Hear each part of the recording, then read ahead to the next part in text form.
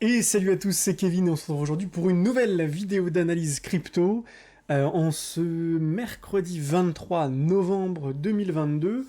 Et au programme, analyse du Bitcoin, Litecoin, Ethereum, Matic, S&P 500 et dollars. Alors on va pas passer énormément de temps sur les alpes puisqu'en fait tout est encore lié à, je dirais, le Bitcoin, le S&P 500 et le dollar, mais pour comprendre un peu ce qui est en train de se jouer actuellement, on va voir justement tout ça ensemble. Alors, merci d'ailleurs encore une fois à tous ceux qui se sont abonnés. On a dépassé les 500 abonnés cette semaine, donc je suis vraiment très content. Merci à tous. Et ça me fait vraiment plaisir les retours que vous me faites. Donc merci à tous ceux qui me font des retours en commentaire pour me dire ce que je peux améliorer, pour me dire ce qu'ils aiment, et également pour me proposer des altcoins qu'ils souhaitent que j'analyse. Et d'ailleurs, j'analyserai des altcoins cette semaine pour finir la semaine. Alors, le BTC, qu'est-ce qu'il nous fait? Alors le BTC, il nous a fait quelque chose de pas mal, vraiment sympathique, et d'ailleurs j'en ai parlé depuis un petit moment, j'ai dit attention, ceux qui n'achètent pas maintenant sont des bourricots. Ceux qui n'achètent pas maintenant sont des bourricots, pourquoi? Parce qu'on est très proche d'un bottom potentiel, on a beaucoup de targets très basses entre ce point et ce point, alors on peut aller beaucoup plus bas, c'est sûr, puisqu'on peut aller vers les 10 000, etc., mais globalement, on a une probabilité pour qu'ici on fasse un retournement court terme et qu'on aille maintenant ensuite chasser, qu'on aille poser un bottom maintenant, alors que beaucoup de gens sont short et attendent les 12 000, 13 000, 14 000, qu'on aille chercher les 25 000, 28 000, voire même un peu plus haut, et ensuite qu'on revienne chasser plus bas. On pourrait prendre un petit peu le cours à contre-tendance. Pourquoi? Parce qu'actuellement, dans l'économie mondiale, ça sent pas bon. Tout le monde a envie de shorter avec l'histoire d'FTX. Sur le S&P 500, tout le monde a envie de shorter également. Donc, c'est la raison pour laquelle on pourrait aller plus haut maintenant à court terme, faire une explosion, une sorte de gros short squeeze, c'est-à-dire que là, on vient récupérer tous les gens qui shortent, et il y a beaucoup de gens qui viennent shorter pour l'instant. Beaucoup de gens essaient de shorter ici, donc on vient les récupérer, et ensuite on explose à la hausse. Et ce qu'on a vu d'intéressant sur BTC, c'est que, déjà on a fait un point plus bas, très bien, mais ensuite ça fait plusieurs jours qu'ici, on vient simplement faire une mèche en dessous de l'ancien point bas, c'est-à-dire que du coup, quand on a eu fait ce point bas le 3 novembre, le vendredi 3 novembre, derrière, quand on a eu une remontée, beaucoup de gens ici se sont dit, je vais me positionner à l'achat avec des forts leviers, et si jamais on revient en dessous de ce point-là, qui est entre guillemets pour moi le bottom, je sors du marché. Du coup, les gens ont mis beaucoup d'achats, globalement comme ça, en disant je rentre par exemple ici, je mets un stop en dessous de cette mèche, et je prendrai mes profits plus tard. Du coup, on est allé un peu plus haut, puisque beaucoup de gens ont acheté. Finalement, on est venu les sortir en allant juste en dessous avec cette mèche, cette belle mèche ici. On clôture au-dessus de la mèche, et finalement, on peut potentiellement repartir. Et donc ça, c'est hyper intéressant, parce que ça veut dire que tous ceux qui ont acheté ici avec du fort levier, on vient de les dégager, donc ils ne sont plus dans le train actuellement. Globalement, pour expliquer ça, c'est comme si vous aviez envie de faire partir une fusée, mais que la fusée, elle était très chargée, c'est-à-dire que vous avez prévu de la faire partir d'ici. Quand vous commencez à partir, beaucoup de gens montent dans la fusée, du coup votre fusée elle est beaucoup trop lourde pour aller bien haut. Du coup, pour la dégager, on revient au point d'entrée, même un peu plus bas que le point d'entrée, et là les gens se disent, oula, ouais, finalement ça sent pas bon, j'ai plus envie de partir. Et là la fusée, en termes de poids, elle rétrécit, et ça vous donne une envie ici d'acheter, parce que potentiellement on pose un gros double bottom court terme pour les prochaines semaines, prochains mois, donc court terme, moyen terme, pour rebondir, aller chercher tous les stops vendeurs cette fois-ci, tous les gens qui ont shorté sur cette descente, venir les dégager avec un gros short squeeze rapide, et ça c'est ce qui pourrait nous attendre dans les prochains jours, prochaines semaines.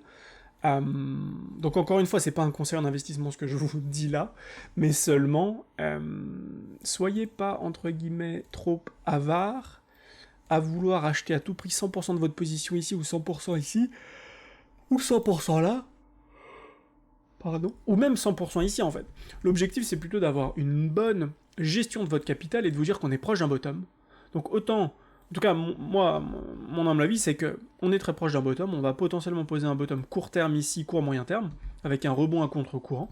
Donc j'investis une partie maintenant, je garde de la liquidité pour plus tard, et 2024 c'est dans longtemps, mais on pourra avoir un sorte de mini rallye haussier qui pourrait commencer à se développer maintenant, jusque potentiellement mai 2023, puisqu'on sait que souvent c'est la cyclicité des marchés, c'est-à-dire potentiellement jusque ici, mai-juin 2023, et donc on pourrait avoir ici un sort de double bottom, accélération, on vient chasser tout ça, tout au-dessus de ces creux, pour dégager tout le monde, là tout le monde pense que c'est reparti, on pose un double top, et derrière, paf, on repart à la cave avec un nouveau bottom, on fait un double bottom, et là on peut repartir pour le prochain halving, et ensuite partir à la hausse pour potentiellement avril-mai 2025 poser un top sur le marché.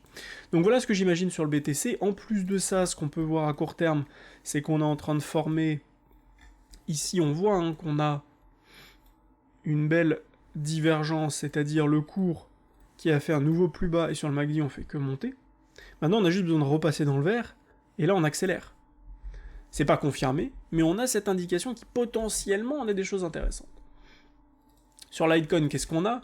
Litecoin qui est un super indicateur, mais c'est dommage parce que j'en ai parlé cette semaine avec plusieurs élèves que j'accompagne en individuel. D'ailleurs, pour ceux qui veulent être accompagnés en individuel, il ne reste plus que 4 places, donc n'hésitez pas à prendre rendez-vous avec moi directement, le lien est dans la description, et on pourra échanger directement, voir si oui ou non on a envie d'avancer ensemble dans les prochaines semaines et les prochains mois.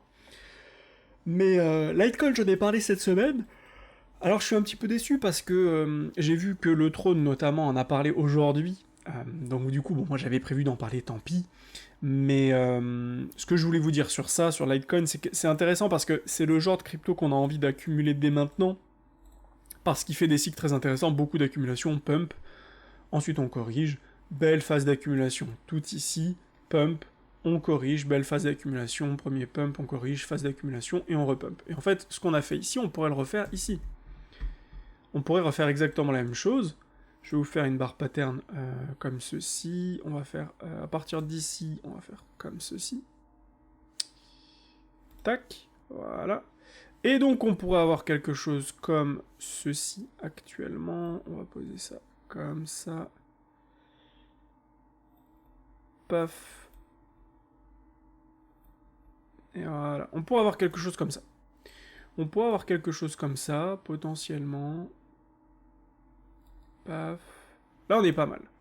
On est pas mal. On pourrait avoir quelque chose comme ceci sur le Litecoin, avec potentiellement, en fait, un pump du Litecoin jusqu'au 255. Ça paraît peut-être un petit peu beaucoup, mais globalement, on va prendre notre Fibonacci, voir ce que ça pourrait donner.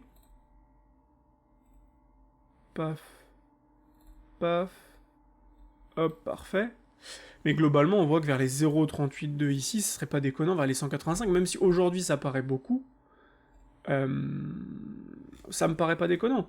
Je vais regarder en weekly si on a un trou dans le volume profile. Bon, on n'a pas grand-chose, on est en train de s'extraire d'une zone hyper intéressante, on n'a pas grand-chose ensuite. Peut-être à court terme, on peut trouver quelque chose. Non, on n'a pas grand-chose, ici on a un trou vers les 100$, mais c'est tout. Mais globalement, oui, on pourrait rebondir vers les 0,382 avant de replonger, revenir ici poser un double bottom, voire même aller un petit peu en dessous de ces points bottom qu'on a posés pour sortir tout le monde, c'est-à-dire que tous ceux qui achètent ici massivement, on les sort en revenant là, comme ça on reset le marché et après on part décidément pour le prochain cycle. Et d'ailleurs on voit qu'en termes de cyclicité, ce serait pas mal. Revenir chasser ça vers janvier 2024, repartir pour avril-mai, halving du BTC, on pourrait faire des gros M dans des M, et repartir pour un bull run explosif, à nouveau, comme on en a l'habitude sur les alt. Alors je vais pas vous parler du halving, Litecoin, etc., mais voilà globalement ce qui est intéressant sur ce type de crypto. Et d'ailleurs, on voit la même chose sur... alors Matic c'est pas le cas, mais on voit que Matic est très très bullish, c'est un petit peu la même chose, puisque ici il a corrigé, et on voit déjà qu'il forme des W, et qu'il a envie de repartir plus haut, donc de corriger ici, avant de potentiellement revenir chasser ses plus bas. Mais BNB, aujourd'hui, nous a fait un plus 10%, une plus 11% pratiquement déjà, mais on voit que c'est pareil. Le BNB, il a corrigé moins que le Bitcoin. Si on prend le point bas, ici, point haut, tac, on voit qu'il a corrigé entre ses 0,68 et les 0,76. Il a même pas corrigé de 78%. BNB très puissant, mais en même temps, c'est avec la puissance de Binance qui n'arrête pas de croître. Et quand on voit les désastres sur FTX, Binance en profite forcément. Et donc on a de plus en plus de monde qui retourne sur Binance à nouveau. La seule chose qui manque à Binance actuellement pour réexploser, pardon, pour réexploser, c'est tout simplement de retrouver du levier, en fait, sur Binance, pour ramener encore beaucoup de capitaux qu'on a perdus en France et en Europe de manière globale. Mais effectivement, on voit des W ici, on revient retester, mais on est prêt instantanément ici à repartir après avoir dégagé tout le monde ici, et ça c'est super intéressant. Quand on voit ça, on voit que globalement, ici, on vient chasser sous ces creux, on est venu sortir tous les shorts, derrière, bougie de ravalement haussière ici, donc on avait un achat sur le BNB, comme ceci, sur cette bougie de ravalement haussière, un stop en dessous de la structure, ce qui nous fait prendre 6% de risque, et derrière ici, on est déjà à 10% de gain. Donc belle structure ici sur BNB après avoir dégagé tout le monde, et ça c'est super beau. Qu'est-ce que je vais vous dire d'autre également? ETH, pas grand chose à dire pour le coup, il se maintient toujours. Il se maintient toujours ici, il maintient toujours ça, donc c'est très bien. Prêt peut-être à partir également et à casser cette trendline pour annoncer quelque chose d'intéressant 2023. On voit qu'on a une belle... Est-ce qu'on a une divergence? Pas de divergence ici pour le coup sur ETH, mais on va repasser bientôt dans le vert et on serait capable d'ici de poser un double bottom et de repartir. Donc intéressant également. Sur le S&P 500, qu'est-ce qu'on a? Alors sur le S&P 500, attention, on a quand même un warning. Pourquoi? Ça c'est ce que je vous avais montré qu'on pouvait faire. C'est exactement ce qu'on a fait pour l'instant. Maintenant, attention. Là, on est en train d'essayer de revenir vers cette trendline. Au contact de cette trendline, on pourra avoir une réaction du cours baissier ou une accélération haussière, c'est-à-dire cassure à la hausse. Beaucoup de gens ont shorté sur cette cassure et derrière on explose à la hausse. Ou bien on vient sur cette cassure, on fait une petite mèche au-dessus, on réintègre, on clôture en dessous, ce sera très négatif et il faudra s'attendre à du retournement et à de la continuité baissière dans cette zone. Mais pour l'instant, c'est pas le cas. On voit juste ici une divergence potentielle entre le cours qui descend, le cours qui monte et le MACD qui descend, donc attention, si on repasse dans le rouge, très négatif, mais pour l'instant, c'est pas confirmé. Enfin, le dollar, qui lui n'est pas très bien placé, pas de divergence, on avait un canal ici, canal descendant, qui nous donnait envie d'avoir une cassure haussière pour une explosion à la hausse, mais c'est pas ce qui s'est passé. Cassure à la baisse, derrière on continue, hein, et on casse à la baisse. Mini pullback, on n'est même pas revenu sur le niveau, et là on est en train de se retourner à nouveau. Pas de divergence, le MACD qui descend, le cours qui descend, on est toujours sur une continuité classique de prix où on est censé baisser. Donc pour l'instant, on voit plutôt de l'optimisme, en tout cas moi je vois plutôt de l'optimisme sur le BTC, sur les cryptos et sur le S&P 500. Pourquoi? Parce que beaucoup de gens sont pessimistes, beaucoup de gens sont négatifs à l'égard des cryptos et du S&P, donc on pourrait prendre tout le monde à contre-tendance, où ici beaucoup de gens ont retiré leurs capitaux, ont très peur avec FTX, tout ce qui s'est passé ici, et donc espèrent acheter à des prix beaucoup plus bas, beaucoup plus intéressants, alors que c'est déjà un prix hyper intéressant, 16 400. Et donc pourquoi pas ici s'arrêter là, et repartir, faire un mini rallye haussier, s'arrêter par là, faire un bottom, et repartir ensuite, avant à nouveau de repartir pour le cycle 2024. Quelque chose comme ça, ce serait très intéressant. Enfin, pour terminer, paf, et paf, on va regarder rapidement ce que ça donnerait. Voilà, on pourrait revenir vers les 36 288. Mais en fait, globalement, c'est ce qu'on a vu ici. C'est-à-dire, 2019, tout le monde est pessimiste, et en fait, on prend tout le monde à contre-courant. Et donc ça, c'est ce qu'on pourrait voir sur... tout simplement sur le BTC. Sur le BTC dans les prochains mois, prochaines semaines, tout simplement. Avec quelque chose globalement comme ça, on pose un bottom ici, tac, on pose un bottom, on rebondit, on repart vers les 0,382, globalement quelque chose comme ceci, tac. Ensuite, mai 2023, il faut dégager parce que souvent, buy when it snows, donc acheter quand il neige, quand il fait mauvais, sell in May and go away, c'est-à-dire globalement vendez en mai et dégagez. Pourquoi? Tout simplement parce que les gens qui ont beaucoup d'argent, les traders, etc., vendent en mai et partent en vacances. Et donc juste avant les vacances, sortent des positions, sortent de leur position, et il se passe plus grand-chose ensuite. Donc pour pas prendre de risques, et de toute manière on verra, mais sell in May and go away, 0,382 atteint, ok on les dépasse pas, on a du mal, paf, on dégage. Potentiel gros retournement baissier ensuite, on pose un gros bottom pendant l'hiver 2023-2024, et après on repart halving du BTC, et on repart comme d'habitude pour faire un nouveau top. Et pourquoi pas faire quelque chose comme ceci, avec un top potentiellement vers les 100 000. Non, c'est pas le bon Fibo du coup ça. Mais globalement vers les 120 000 ici, si je traçais un Fibo de retracement, d'extension de Fibonacci, ça nous ramènerait vers les 120 000.